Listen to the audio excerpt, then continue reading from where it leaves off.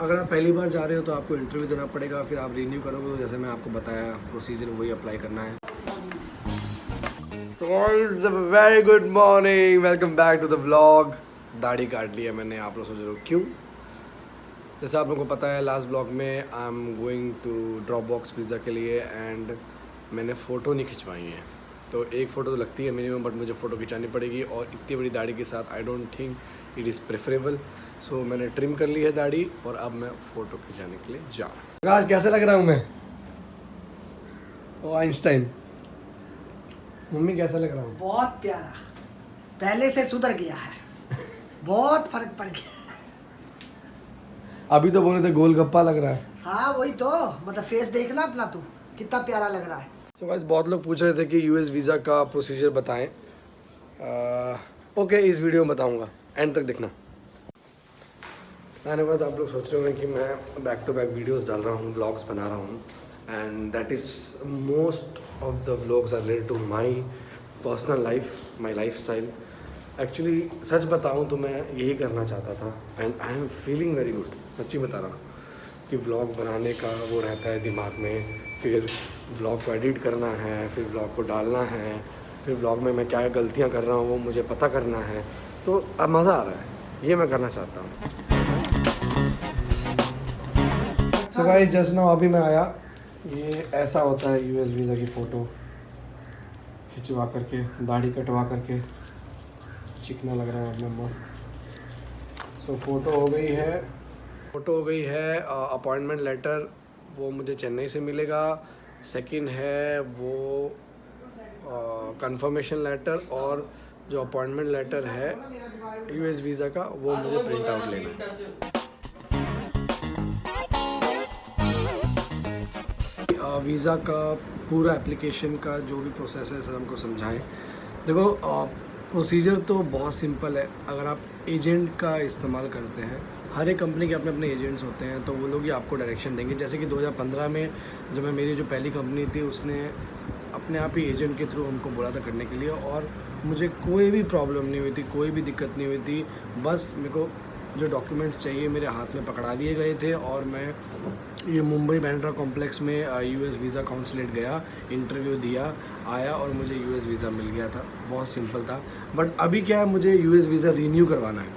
तो रीन्यू करवाने के लिए जो कंपनी है ये खुद करने के लिए बोल रही है सब कुछ। तो जब मैं खुद कर रहा हूँ तो मुझे बहुत से प्रॉब्लम्स आए, क्योंकि हम लोगों को फॉर्म भरना पड़ता है, फिर अपॉइंटमेंट शेड्यूल करना पड़ता है, ये सब में बहुत दिमाग ख़राब होता है। तो मैं आप लोगों को ये एडवाइस करूँगा कि प्लीज़ एजेंट कर लें, कोई टेंशन ना लें। अगर 1000-2000 भी एक्स्ट्रा लग रहे हैं तो सुकून से आपको सब मिल जाएगा।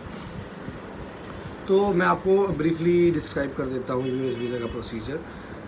पहला है, जब अगर पहली बार यूएस वीज़ा बना रहे हैं तो हम लोग हैं सी फेरर्स। तो सी फेरर्स के लिए जो यूएस वीज़ा बनता है that is C1D, US visa C1D। और C1D के बारे में आपको नॉलेज होना बहुत ज़रूरी है, आप गूगल भी कर सकते हैं, बट मैं थोड़ा सा बताऊंगा इसके बारे में। C1D जो है वो क्रू मेंबर इन ट्रांजिट का वीज़ा है। वो नॉर्मली एविएशन वाले लोगों को प्लस सी फेयर्स जो हैं उन लोगों को मिलता है। दैट मीन्स बस हम लोग उस कंट्री में जाएंगे और उनको शिप में जाना है, हम लोग वहाँ पर रहने नहीं वाले, हम लोग वहाँ पर कुछ नहीं करने वाले हैं। तो just with in 1 to 2 days अगर स्टे भी हो करना पड़े तो 1 to 2 डेज़ मैक्सिमम होता है, या फिर 5 से 7 दिन हम लोग वहाँ पर कुछ भी एक्स्ट्रा काम करने के लिए नहीं जा रहे हैं यूएसए में। सो बहुत ही सिंपल है, C1D गूगल भी कर सकते हैं आप। तो ये जो वीज़ा है आप आराम से अप्लाई कर सकते हैं, बट एप्लीकेशन के लिए मैं तो रिकमेंड करूँगा कि go for an agent. Agent बहुत से हैं, हर कंपनी के अपने अपने एजेंट हैं, जैसे मैं आपको बता भी दिया।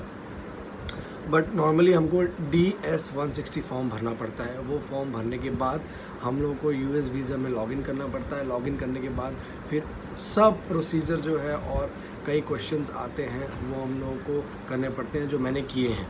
अब मैं ये वो चीज़ इन डिटेल नहीं बता सकता, बिकॉज अगर मैं इन डिटेल बताऊँगा तो वीडियो बहुत लंबी हो जाएगी।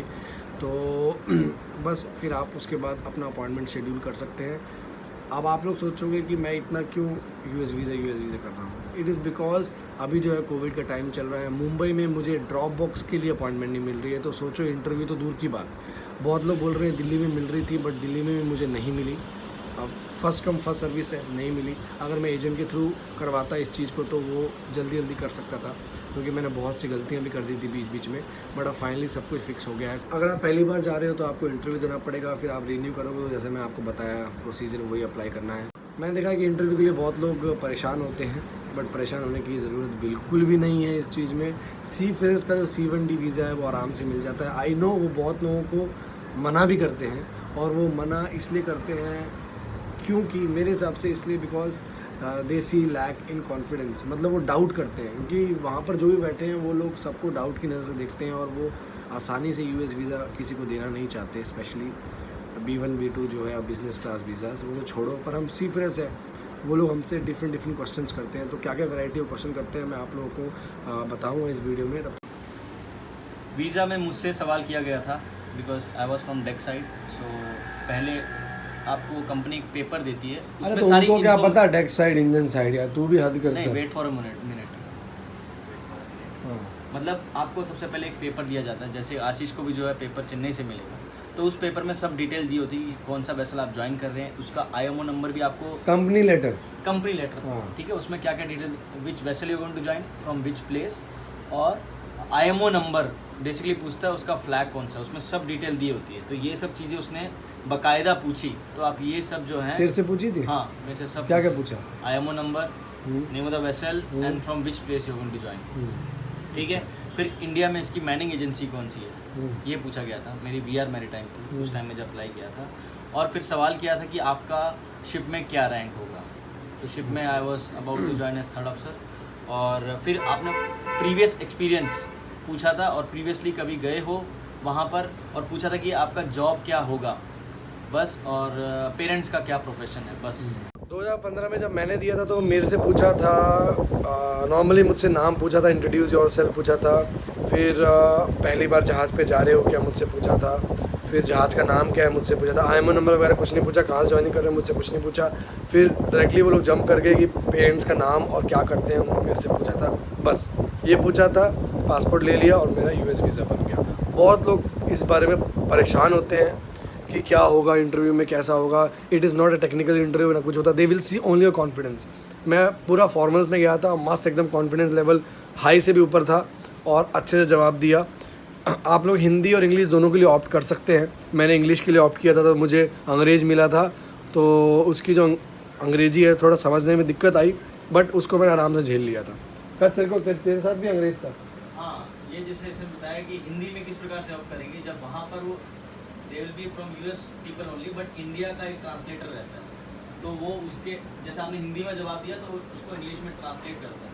नहीं, बट मैंने देखा है इंडियन भी बैठते हैं। हाँ? सिर्फ इंडियन बैठे हुए हैं हिंदी के लिए। अच्छा, मतलब ये पूरा US वाला बंदा होगा, बट उसके साथ एक ट्रांसलेट करने वाला हिंदी वाला बंदा बैठा होगा, ये ऐसा होगा, ठीक है? ऐसा होगा, ठीक। तो मेरे पास और भी सेट ऑफ क्वेश्चंस हैं जो वो लोग पूछ सकते हैं, तो मैं आप लोगों को बताता हूँ। नॉर्मली फैमिली बैकग्राउंड पूछते हैं, आप शिप क्यों ज्वाइन कर रहे हैं पूछते हैं, क्या काम है आपका शिप में पूछते हैं, आपका एजुकेशन क्वालिफिकेशन क्या है आपसे पूछते हैं, आप कितनी बार US से गए हो वो आपसे पूछेंगे, आप पहली बार ज्वाइन कर रहे हो क्या आपसे पूछेंगे। फिर शिपिंग लाइन में कितने साल से हो, अगर नए हो तो बोला नए हैं, अगर जितने साल हो गए तो नए हो गया टाइम।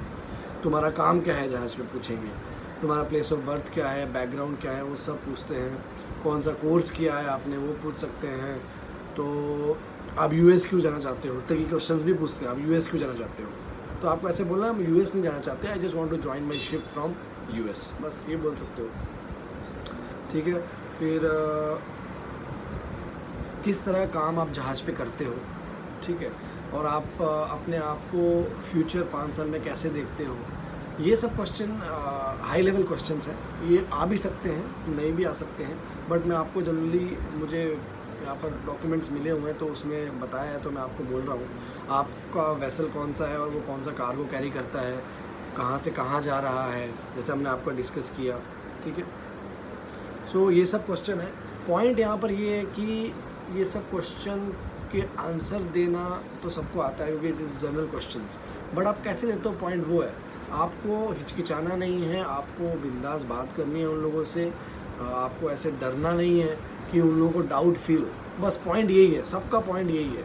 और रही बाकी बात अपना नाम वगैरह वो सब देखते ही हैं और बैकग्राउंड सब देखते ही हैं, तो वो लोग डिसाइड करते हैं, उनके ऊपर है। बट C1D वीज़ा आराम से मिल जाता है। मेरा केस जो है वो केस है ड्रॉपबॉक्स का, क्योंकि मैं रीन्यू कर रहा हूँ। 5 महीना हो गया मेरा जो US वीज़ा है वो एक्सपायर हुए, तो अभी कंपनी का वो है तो करना ही पड़ेगा। सो आई होप आपको प्रोसीजर ये सब समझ में आ गया होगा। अब व्लॉग कंटिन्यू करते हैं। सो मैं लेके जा रहा हूँ ये सब पेपर्स, जैसे कि आप देख रहे हैं, पासपोर्ट, CDC, फ़ोटोज़ और अपॉइंटमेंट लेटर और DS 160 कंफर्मेशन लेटर। कंपनी का लेटर जो है वो मुझे चेन्नई से ही मिलेगा, तो वो मैं चेन्नई में जाकर ही लूँगा। सो गाइस, ये हर बार देखो बोलता रहता है कि डेक वाले इंजन वाले, डेक वाले इंजन वाले। तो मैं एक बात बोलना चाहूँगा, ये देखिए किस तरह से जो इंजन डिपार्टमेंट में हर बार आइदर ऑन बोर्ड हो या तो फिर घर पे हो, फरमाइश फरमाते हैं, सोते हैं आराम से।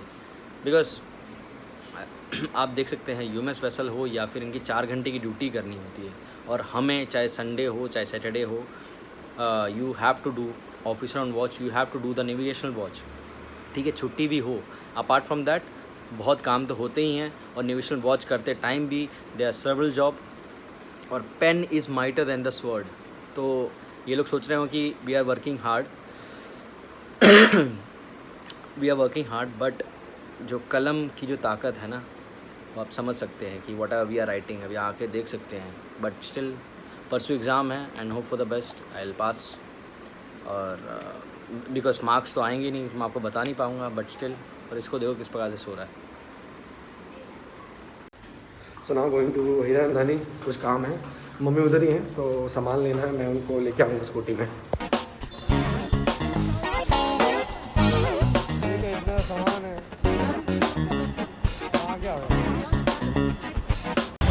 तो भाई ये होता है स्कूटी का फ़ायदा, बहुत में सामान मस्त एकदम मज़ेदार। एक्चुअली कुछ सामान तो है नहीं कल के लिए ज़्यादा, तो ये बैग है जो मैंने पैक कर लिया है, इसमें बस डॉक्यूमेंट्स हैं जो रख लिए हैं और रेडी टू मूव। सो कल मैं जा रहा हूँ सुबह, दोपहर को ड्रॉपबॉक्स है और शाम को वापस आ जाऊँगा, because I don't want to stay Chennai वेन्नई में। नहीं, अभी मुझे चेन्नई में जा कर के वो सब मैं कल ब्लॉग में बताऊंगा, ठीक है। सो गाइस, आज के लिए इतना ही रखते हैं। Thank you so much. अगर आपको US वीज़ा का प्रोसेस समझ में आ गया होगा तो लाइक ठोक देना, और नए हैं तो सब्सक्राइब कर देना। Thank you so much.